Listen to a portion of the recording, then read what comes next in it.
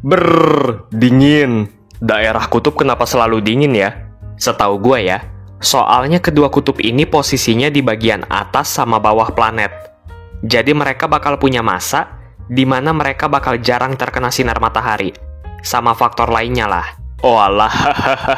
Nah, kadang gue penasaran, gimana ceritanya orang pertama kali ketemu kutub utara sama kutub selatan ya? Apa mereka nggak kedinginan gitu? Wah, seru nih kalau bahas yang dingin-dingin. Yuk kita bahas. Keliling dunia yuk. Hayu. Hola amigos. Tentunya kita sudah mengenal adanya kutub utara dan kutub selatan. Dulu Mimin mikir, kalau gitu di mana kutub timur sama kutub barat? Nah, salah satu fakta yang kita tahu soal kutub utara dan selatan adalah keduanya sama-sama dingin. Tapi gimana ceritanya sih sejarah penemuan kedua kutub ini dan seperti apa wilayah di sekitarnya? Kita bahas dulu yang kutub utara. Dulu Mimin mikirnya kayak gini, ini agak lucu sih. Kan di kutub selatan ada benua ya. Mimin mikir kalau di kutub utara berarti ada benua juga, benua Arktik. Padahal mah kagak ada. Nah, wilayah Arktik itu lebih tepatnya kawasan yang seperti ini amigos. Mencakup wilayah seperti bagian utara Rusia, sebagian Asia Utara, sebagian dari Amerika Utara, Greenland, bagian utara dari semenanjung Skandinavia, dan Islandia, ditambah Samudra Arktik. Kalau begitu, pembahasan sejarahnya bisa beberapa. Yang pertama, penjelajahan ke wilayah-wilayah Arktik, sama satu lagi, penjelajahan ke titik yang emang pas di utara, di sebelah sini, yang kutub utaranya. Kalau bicara sejarah ya, seperti biasa, banyak sumber dan ceritanya. Ada banyak versi tentang upaya-upaya untuk mencapai lingkaran Arktik. Pertama, adalah zaman Yunani kuno. Para ahli memperkirakan kalau seorang penjelajah asal Yunani yang bernama Viteas menjadi orang yang pertama kali mencapai daerah lingkaran Arktik. Waktu itu pas tahun 325 sebelum Masehi, seorang penjelajah yang bernama Viteas berusaha mencari sumber timah. Viteas berasal dari Massalia. Kalau sekarang, Massalia itu daerah Marseille, yang menjadi bagian dari Prancis. Viteas berlayar dari Massalia, melalui Laut Balearik, melalui Selat Gibraltar, lalu semenanjung Iberia, lalu mencapai daerah Britania di Prancis, lalu mencapai daerah Cornwall di Inggris, dan kemudian mengelilingi Kepulauan Britania. Lalu ia bertemu dengan penduduk lokal di sana. Viteas mendengar sebuah kabar tentang tanah misterius yang bernama Foyle, yang jaraknya lebih jauh ke utara. Nah, Viteas kemudian berlayar lagi, dan sekitar 6 hari kemudian, Viteas mencapai daratan di tepi laut yang membeku. Viteas menuliskan kisah perjalanannya dalam karya yang berjudul Ta Perito Okeano, atau artinya di samudra. Viteas menceritakan juga tentang daratan misterius yang bernama Foyle dan menggambarkan fenomena yang diyakini sebagai aurora. Beberapa ahli berpendapat kalau Foyle ini bisa jadi merupakan daerah seperti Kepulauan Orkney, Kepulauan Shetland, bagian utara Skotlandia, Pulau Saaremaa di Estonia, atau Pulau Smola, atau bisa jadi juga daerah pesisir Norwegia.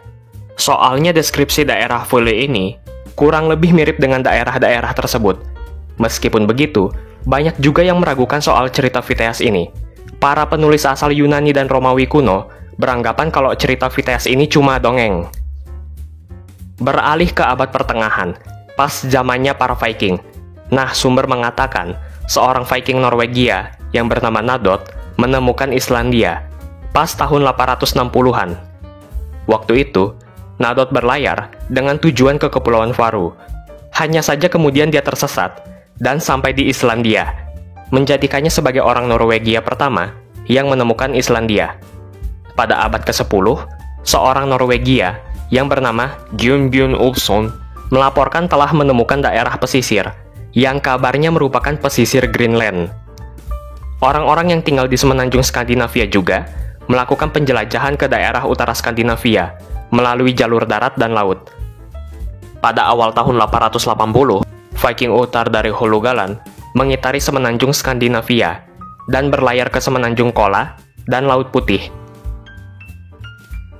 Sekitar abad ke-16, suku Pomor yang berasal dari Kola kemudian menjelajahi wilayah-wilayah lain dan menemukan Laut Barents, Spitsbergen, dan Novaya Zemlya.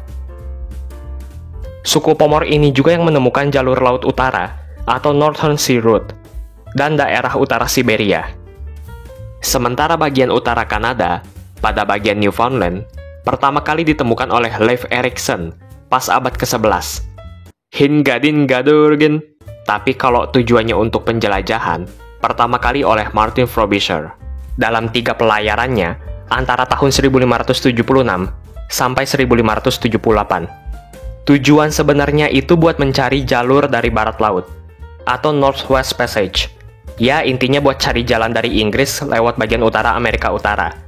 Tapi beberapa kali dicoba, banyak penjelajah yang gagal, sehingga dilakukan upaya lain, mencari jalan lewat jalur timur laut. Akan tetapi, Rusia menutup jalur laut Mangazea pas tahun 1619, karena nggak pengen Inggris dan Belanda mencari jalur lewat Siberia. Ya, Inggris sama Belanda waktu itu emang lagi gencar-gencarnya melakukan berbagai agenda penjelajahan. Sehingga, pas tahun 1648, Rusia melakukan penjelajahan yang dipimpin oleh Fedot Alekseev dan Semyon Dezhnev. Mereka berlayar ke arah timur dari Kolyma ke Samudra Pasifik dan mengitari semenanjung Chukchi. Nah, pelayaran ini sekaligus untuk membuktikan kalau benua Asia itu nggak nyambung sama Amerika Utara. Dan kabarnya, mereka menjadi orang Eropa pertama yang melintasi Selat Bering, yang berada di antara Asia Utara dengan benua Amerika Utara. Tapi orang-orang lebih mengingat Vitus Bering. Sementara titik kutub utara sendiri, kabarnya pertama kali ditemukan pas tanggal 6 April tahun 1909 oleh seorang penjelajah asal Amerika Serikat yang bernama Robert Peary.